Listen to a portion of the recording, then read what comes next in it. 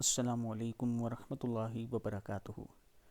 یہ وہ دعائیں ہیں جو رسول اللہ صلی اللہ علیہ وآلہ وسلم نماز کے بعد پڑھتے تھے۔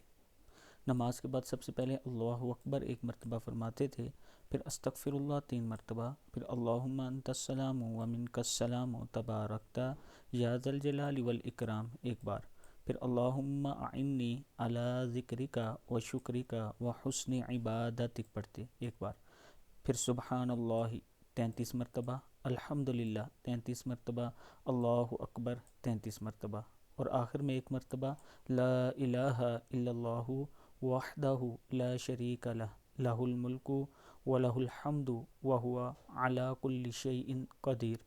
ہر نماز کے بعد سورہ اخلاص، سورہ ناس، سورہ فلق اور آیت الکرسی پڑھتے۔ فجر اور مغرب کی نماز کے بعد 10 دفعہ یہ دعا پڑھتے، لا الہ الا اللہ وحدہ لا شریک لہ لہ الملک ولہ الحمد یحیی و یمیت وہو علی کل شیء قدیر۔ صدق اللہ العظیم۔